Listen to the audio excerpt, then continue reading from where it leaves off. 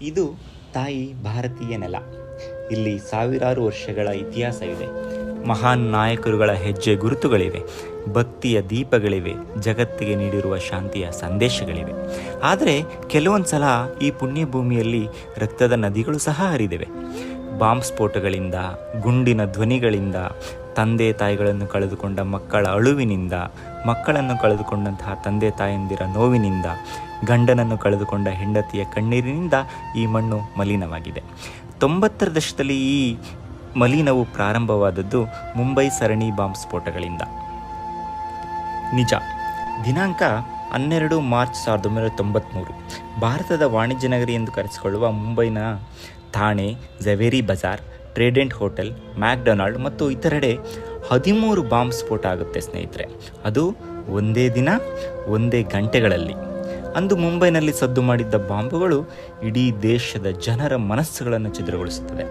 ಕಾರಣ, ಈ ಸರಣಿ ಬ್ಲಾಸ್ಟ್ನಲ್ಲಿ ಸತ್ತವರ ಸಂಖ್ಯೆ 257 ಮಂದಿ ಹಾಗೂ 700ಕ್ಕೂ ಹೆಚ್ಚು ಜನರು ಈ ಒಂದು ಸ್ಫೋಟಗಳಲ್ಲಿ ಗಾಯಗೊಂಡರು ಸ್ನೇಹಿತರೆ.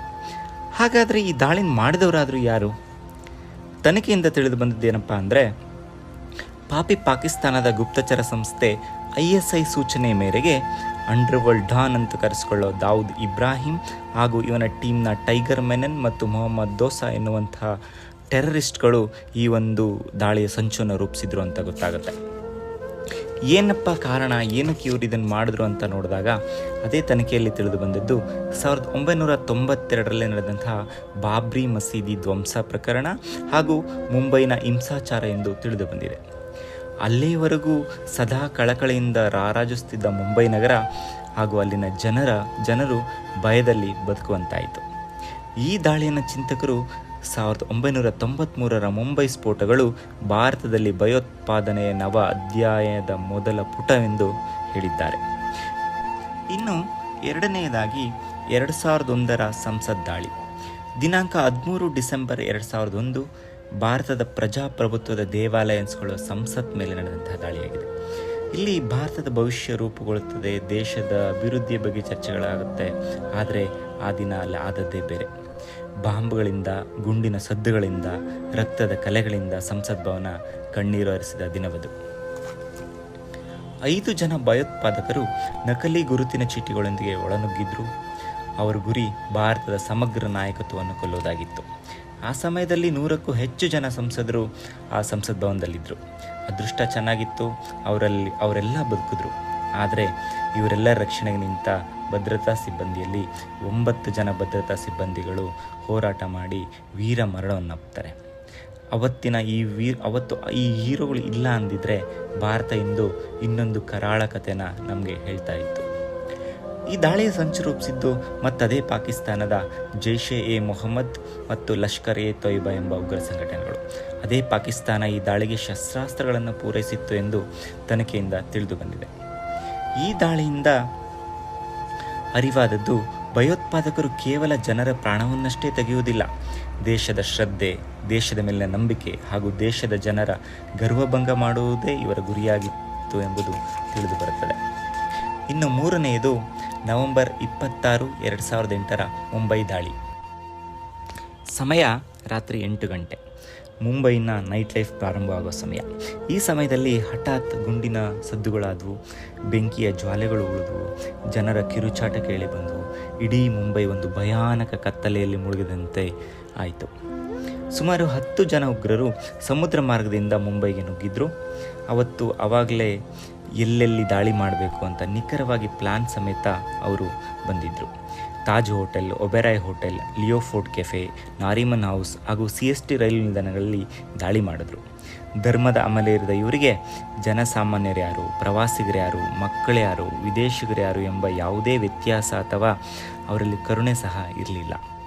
ಸುಮಾರು 60 ಗಂಟೆಗಳ ಹೋರಾಟ. 166 ಜನ ಈ ಒಂದು ಹೋರಾಟದಲ್ಲಿ ಮೃತಪಟ್ಟರು. 300ಕ್ಕೂ ಹೆಚ್ಚು ಜನ ಗಾಯಗೊಂಡರು. ಇದು ಕೇವಲ ದಾಳಿಯಲ್ಲ, ಕೇವಲ ಮಾರಣಹೋಮವೂ ಅಲ್ಲ, ಅದು TV ಪರದೆಯ ಮೇಲೆ ಸಾವಿರಾರು ಜನರ ಮನಸ್ಸನ್ನು ನಡುಗಿಸಿದಂಥ ಒಂದು ಸನ್ನಿವೇಶ. ಲೈವ್ TV ಕವರೇಜ್ ಆಗ್ತಾ ಇತ್ತು. ರಕ್ತಮಯವಾದ ಸ್ಥಳಗಳಾಗಿದ್ದವು. ಉಗ್ರರ ಮುಖಗಳು ಸ್ಪಷ್ಟವಾಗಿ ನಮಗೆಲ್ಲರಿಗೂ ಕಾಣಿಸ್ತಾ ಇತ್ತು. ಇದನ್ನೆಲ್ಲ ನಾವು ಮರೆಯೋಕ್ಕಾಗತ್ತಾ? ಈ ಒಂಥರ ಸ್ಪಷ್ಟ ನೆನಪುಗಳಾಗಿ ಉಳಿದುಬಿಟ್ಟಿವೆ. ಈ ಉಗ್ರರ ದಾಳಿಗೆ ಪ್ರತಿಯಾಗಿ ನಮ್ಮ ಸೇನೆ ಕಾರ್ಯಾಚರಣೆಯನ್ನು ಮಾಡಿತು.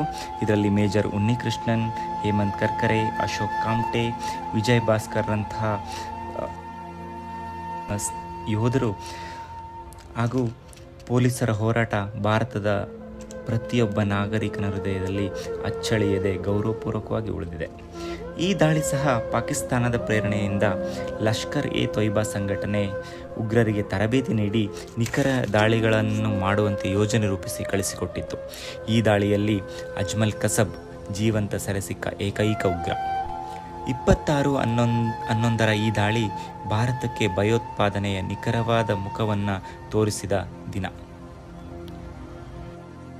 ಇನ್ನು ಸ್ನೇಹಿತರೆ, ನಮ್ಮ ಮನಸ್ಸಲ್ಲಿ ಅಚ್ಚಳಿದೆ ಉಳಿದಿರುವ ಘಟನೆ ಅಂದರೆ ನಮ್ಮೆಲ್ಲರಿಗೂ ತಿಳಿದಿರುವ ಹಾಗೆ ಫೆಬ್ರವರಿ 14, 2019 ಪುಲ್ವಾಮಾ ದಾಳಿ. ಒಂದು ಕಡೆ ನಮ್ಮ ಯುವ ಪೀಳಿಗೆ ಪ್ರೇಮಿಗಳ ದಿನ ಅಂತ ಆಚರಿಸ್ತಾ ಇದ್ದರೆ, ಮತ್ತೊಂದು ಕಡೆ ದೇಶ ಪ್ರೇಮಿಗಳಾದ CRPF ಯೋಧರನ್ನು ಕೊಂಡೊಯ್ಯುತ್ತಿದ್ದ ಬಸ್ಸಿಗೆ ಬಾಂಬ್ಗಳಿಂದ ತುಂಬಿದ್ದ ಕಾರು ಡಿಕ್ಕಿ ಹೊಡೆದಿತ್ತು. ಸ್ಫೋಟದ ಶಬ್ದದಿಂದ ಆಕಾಶವೇ ನೆಲಕ್ಕಪ್ಪಳಿಸಿ ದರೆ ನಡುಗಿತ್ತು. 40ಕ್ಕೂ ಹೆಚ್ಚು ಯೋಧರು ತಕ್ಷಣ ಸಾವನ್ನಪ್ಪಿದರು. ಸದಾ ಭಾರತ ಮಾತೆಯ ಸೇವೆಗೆ ಪ್ರಾಣವನ್ನೂ ಲೆಕ್ಕಿಸದೆ ಹೊರಡುವ ಯೋಧರನ್ನು ಮೋಸದ ದಾಳಿಯಿಂದ ಕೊಲ್ಲಲಾಯಿತು. ಭಾರತೀಯರ ಭಾವನೆಗಳಿಗೆ ಕೊಳ್ಳಿ ಇಟ್ಟಂತಹ ಈ ದಾಳಿ ಭಾರತೀಯರ ಕಣ್ಣುಗಳನ್ನು ಕ್ರೋಧದಿಂದ ಕುದಿಯುವಂತೆ ಮಾಡಿತ್ತು. ಈ ದಾಳಿಯನ್ನು ಮತ್ತದೇ ಪಾಕಿಸ್ತಾನದ ಸಹಾಯದಿಂದ ಜೈಷ್ ಎ ಮೊಹಮ್ಮದ್ ಎಂಬ ಸಂಘಟನೆ ಮಾಡಿತ್ತು. ಆತ್ಮಾಹುತಿ ದಾಳಿಯ ಹಿಂದೆ ಇದ್ದಂತಹ ಪಾಕ್ ಮೂಲದ ಉಗ್ರನಾದರೂ ಅವನಿಗೆ ಸ್ಥಳೀಯರ ಸಹಕಾರವಿತ್ತು ಎಂಬುದು ತನಿಖೆಯಿಂದ ತಿಳಿದು ಬಂತು. ನಮ್ಮವರೇ ನಮಗೆ ಮೂಡುವಾದರೆ ದೇಶದ ರಕ್ಷಣೆ ಹೇಗೆ ಎಂಬ ಪ್ರಶ್ನೆ ನಮ್ಮೆಲ್ಲರಲ್ಲೂ ಮೂಡುವಂತೆ ಮಾಡಿದೆ. ಇದಕ್ಕೆ ಪ್ರತೀಕಾರವಾಗಿ ಭಾರತ ಸೇನೆ ಏರ್ ಸ್ಟ್ರೈಕ್ ಮಾಡುವ ಮುಖಾಂತರ POKಯ ಬಾಲಾಕೋಟ್ ಮೇಲೆ ದಾಳಿ ಮಾಡಿ ಈ ಉಗ್ರ ಸಂಘಟನೆಯ ತರಬೇತಿ ಶಿಬಿರಗಳನ್ನು ನಾಶ ಮಾಡಿ ಈ ಒಂದು ಪುಲ್ವಾಮಾ ದಾಳಿಗೆ ಪ್ರತೀಕಾರವನ್ನು ತೀರಿಸಿಕೊಂಡು ಸ್ನೇಹಿತರೆ, ಇಡೀ ಪ್ರಪಂಚಕ್ಕೆ ಶಾಂತಿಯ ಒಂದು ಸಂದೇಶವನ್ನು ಸಾರ್ತಕ್ಕಂಥ ದೇಶ ನಮ್ಮ ಭಾರತ. ಇಂಥ ದೇಶದಲ್ಲೇ ಇಷ್ಟೊಂದು ದುರ್ಘಟನೆಗಳು ನಡೆದಿರುವಾಗ ಇಂದು ಸಹ ಸೌತ್ ಕಾಶ್ಮೀರದ ಪಹಲಗಾಮ್ ಎನ್ನುವ ಒಂದು ಪ್ರವಾಸಿ ತಾಣದಲ್ಲಿ ಕನ್ನಡಿಗರೂ ಸೇರಿ ಸುಮಾರು 20ಕ್ಕೂ ಹೆಚ್ಚು ಜನ ಇಸ್ಲಾಮಿಕ್ ಹೆಸರು ಹೇಳ್ಕೊಂಡು ಕೊಂದಿದ್ದಾರೆ ಅಂತಕ್ಕಂಥ ಸುದ್ದಿಗಳು ಬರ್ತಾ ಇದೆ. ಈ ಸುದ್ದಿ ಬಗ್ಗೆ ಮುಂದಿನ ವಿಡಿಯೋದಲ್ಲಿ ಹೆಚ್ಚಿನಾಗಿ ಮಾಹಿತಿಯನ್ನು ತಿಳ್ಕೊಂಡು ನಾನು ವಿಡಿಯೋ ಮಾಡ್ತಕ್ಕಂಥ ಒಂದು ಕೆಲಸನ ಮಾಡ್ತೀನಿ. ಅಲ್ಲಿವರೆಗೂ ಸ್ಟೇ ಟ್ಯೂನ್. ನಾನು ನಿಮ್ಮ ಪ್ರೀತಿಯ ಲಕ್ಷ್ಮೀಕಾಂತ್ ಎ ಪೂಜಾರ್, ಹಳ್ಳಿ ಧ್ವನಿ ಯೂಟ್ಯೂಬ್ ಚಾನಲಿಂದ. ಧನ್ಯವಾದಗಳು.